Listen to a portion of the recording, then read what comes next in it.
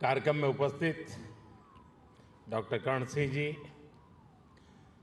मुजफ्फर अली जी, मीरा अली जी, अन्य महानुभाव, देवी और सज्जनों, आज जहान खुसरो में आकर मन खुश होना बहुत स्वाभाविक है।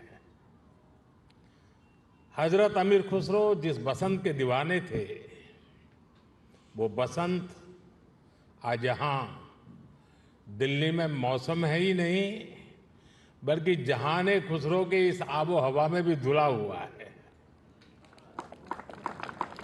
हजरत खुसरो के शब्दों में कहें तो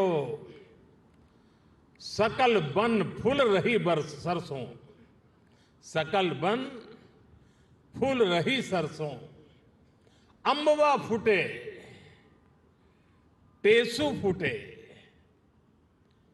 कोयल बोले डार डार। यहां माहौल वाकई कुछ ऐसा ही है।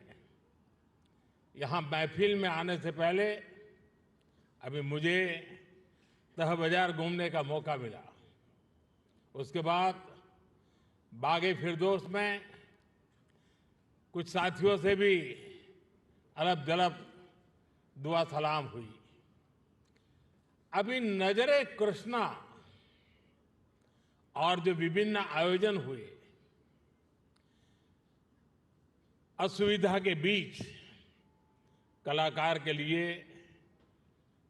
माइक की अपनी एक ताकत होती है, लेकिन उसके बाद भी प्रकृति के सहारे उन्होंने जो कुछ भी प्रस्तुत करने का प्रयास किया, शायद उनको भी थोड़ी निराशा हुई होगी। जो लोग इस आनंद को पाने के लिए आए थे, उनको भी शायद निराशा हुई होगी। लेकिन कभी कभी ऐसे अवसर भी जीवन में बहुत कुछ सीख दे करके जाते हैं।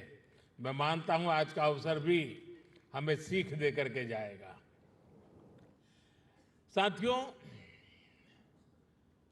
ऐसे मौके देश की कला संस्कृति के लिए तो जरूरी होते ही हैं, इनमें एक सुकून भी मिलता है। जहान खुसरो का ये सिलसिला अपने 25 साल भी पूरे कर रहा है। इन 25 वर्षों में इस आयोजन का लोगों के जहन में जगह बना लेना, ये अपने आप में इसकी सबसे बड़ी कामयाबी है। मैं डॉक्टर कर्ण सिंह जी, मित्र मुजफ्फर अली जी, बहन मीरा अली जी और अन्य सहयोगियों को इसके लिए बहुत बहुत बधाई देता हूं। जहान खुसरो का ये गुलदस्ता इसी तरह खिलता रहे, मैं इसके लिए रूमी फाउंडेशन को और आप सभी को बहुत बहुत शुभकामनाएं देता हूं। रमजान का मुबारक महीना भी शुरू होने वाला है।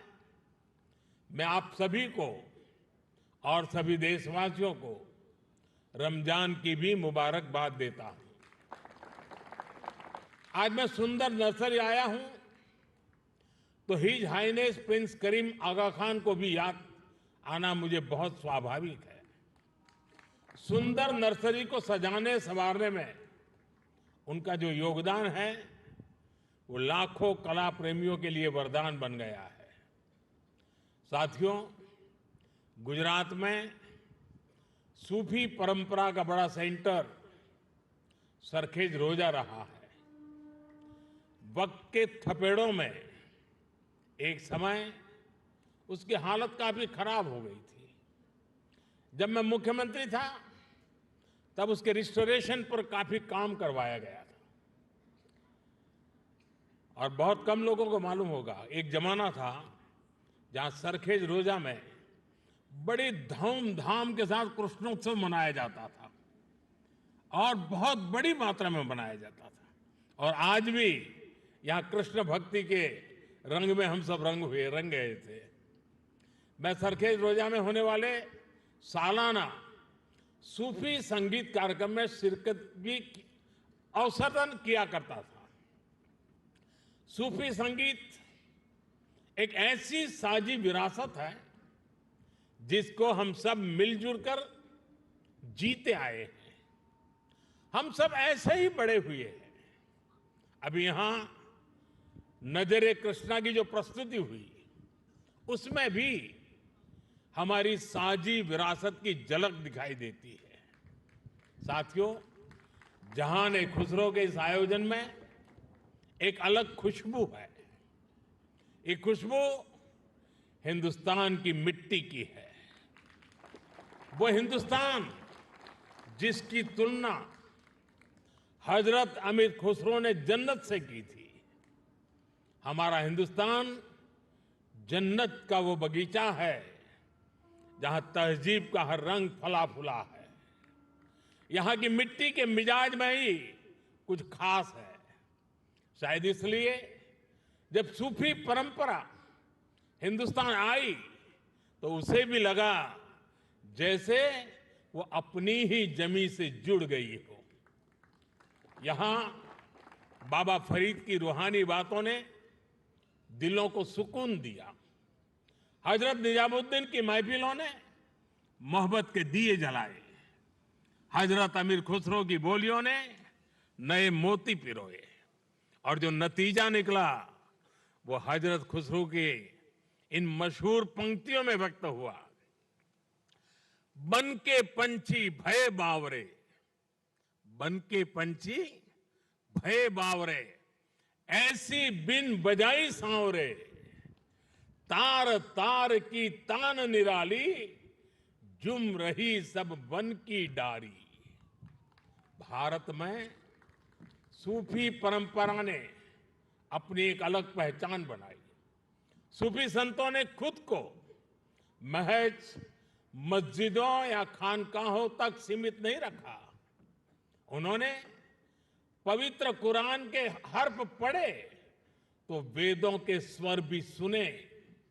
उन्होंने अजान की सदा में भक्ति के गीतों की मिठास को जोड़ी और इसलिए उपनिषद, जिसे संस्कृत में एकम सत विप्राहा बहुधा वदंती कहते थे, हजरत निजामुद्दीन औलिया ने वही बात हर कौम रास्त राहे दिने व किबला गाहे जैसे सूफी गीत गाकर कही। अलग अलग भाषा, शैली और शब्द, लेकिन संदेश वही। मुझे खुशी है कि आज जहान-ए-खुसरो उसी परंपरा की एक आधुनिक पहचान बन गया है। साथियों, किसी भी देश की सभ्यता उसकी तहजीब को स्वर उसके गीत संगीत से मिलती है। उसकी अभिव्यक्ति कला से होती है। हजरत खुसरो कहते थे, भारत के संगीत में एक सम्मोहन है, एक ऐसा सम्मोहन कि जंगल में हिरण अपने जीवन का डर भूलकर स्थिर हो जाते थे। भारतीय संगीत के इस समंदर में सूफी संगीत एक अलग रॉ के तौर पर आकर मिला था और इस समंदर की खूबसूरत लहर बन गया। जब सूफी संगीत और शास्त्रीय संगीत की वो प्राचीन धाराएं एक दूसरे से जुड़ी तो हमें प्रेम और भक्ति की नई कल कल सुनने को मिली। यही हमें हजरत खुसरो की कव्वाली में मिली। यही हमें बाबा फरीद के दोहे मिले, बुल्ले शाह के स्वर मिले, मीर के गीत मिले। यहां हमें कबीर भी मिले, रहीम भी मिले और रसखान भी मिले। इन संतों और औलियों ने भक्ति को एक नया आयाम दिया। आप चाहे सूरदास को पढ़ें या रहीम और रसखान को, या फिर आप आंख बंद करके हजरत खुसरो को सुने। जब आप गहराई में उतरते हैं तो उसी एक जगह पहुंचते हैं।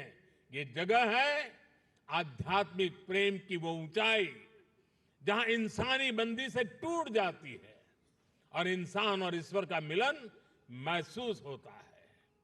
आप देखिए, हमारे रसखान मुस्लिम थे, लेकिन वो हरिभक्त थे। रसखान भी कहते हैं, प्रेम हरि को रूप है, त्यों हरि प्रेम स्वरूप।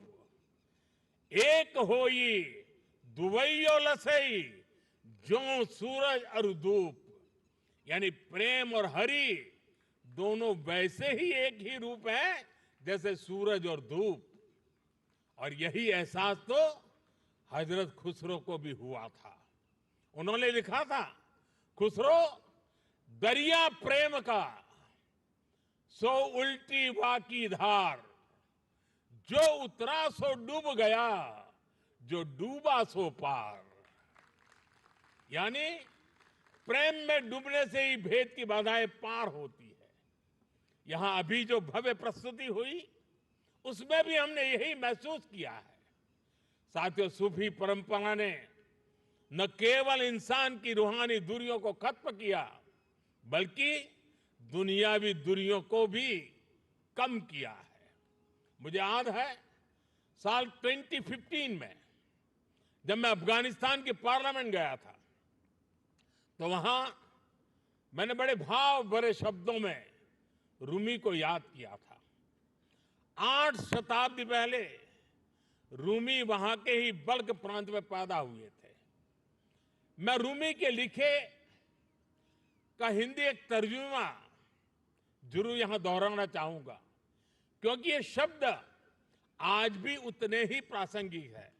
रूमी ने कहा था, शब्दों को ऊंचाई दे, आवाज को नहीं।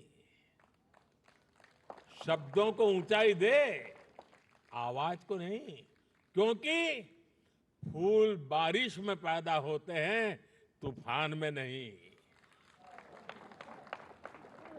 उनकी एक और बात मुझे याद आती है। मैं थोड़ा देशज शब्दों में कहूं तो उसका अर्थ है, मैं ना पूरब का हूं ना पश्चिम का, ना मैं समंदर से निकला हूं और ना मैं जमीन से आया हूं। मेरी जगह कोई है ही नहीं। मैं किसी जगह का नहीं हूं, यानी मैं सब जगह हूं। ये विचार, ये दर्शन वसुधैव कुटुंबकम की हमारी भावना से अलग नहीं है। जब मैं दुनिया के विभिन्न देशों में भारत का प्रतिनिधित्व करता हूं, तो इन विचारों से मुझे ताकत मिलती है। मुझे याद है, जब मैं ईरान गया था, तो ज्वाइंट प्रेस कॉन्फ्रेंस के समय मैंने वहां मिर्जा गालिब का एक शेर पढ़ा था, जनुनत गर्बे नफ्से खुद तमाम अस्त, जे काशी पाबे काशान निम गाम अस्त। यानी जब हम जागते हैं तो हमें काशी और काशान की दूरी केवल आधा कदम ही दिखती है। वाकई आज की दुनिया के लिए, जहां युद्ध मानवता का इतना बड़ा नुकसान कर रहा है, वहां ये संदेश कितने काम आ सकता है। साथियों, हजरत अमीर खुसरो को तुतिए हिंद कहा जाता है। भारत की तारीफ में, भारत से प्रेम में उन्होंने जो गीत गाए हैं, हिंदुस्तान की महानता और मनमोहकता का जो वर्णन किया है, वो उनकी किताब नू सिफर में देखने को मिलता है। हजरत खुसरो ने भारत को उस दौर की दुनिया के तमाम बड़े देशों से महान बताया। उन्होंने संस्कृत को दुनिया की सबसे बेहतरीन भाषा बताया। वो भारत के मनीषियों को बड़े बड़े विद्वानों से भी बड़ा मानते हैं। भारत में शून्य का, गणित और विज्ञान और दर्शन का ये ज्ञान कैसे बाकी दुनिया तक पहुंचा, कैसे भारत का गणित अरब पहुंचकर वहां पर जाकर के हिंदसा के नाम से जाना गया। हजरत खुसरो न केवल अपनी किताबों में इसका जिक्र करते हैं, बल्कि उस पर गर्व भी करते हैं। गुलामी के लंबे कालखंड में जब इतना कुछ तबाह किया गया, अगर आज हम अपने अतीत से परिचित हैं तो इसमें हजरत खुसरो की रचनाओं की बड़ी भूमिका है। साथियों, इस विरासत को हमें निरंतर समृद्ध करते रहना है। मुझे संतोष है जहां खुसरो जैसे प्रयास इस दायित्व को बखूबी निभा रहे हैं और अखंड रूप से 25 साल तक ये काम करना ये छोटी बात नहीं है। मैं मेरे मित्र को बहुत बहुत बधाई देता हूं। मैं एक बार फिर आप सभी को इस आयोजन के लिए बधाई देता हूं। कुछ कठिनाइयों के बीच भी इस समारोह का मजा लेने का कुछ अवसर भी मिल गया। मैं इसके लिए मेरे मित्र का हृदय से आभार व्यक्त करता हूं। बहुत बहुत धन्यवाद, बहुत बहुत शुक्रिया।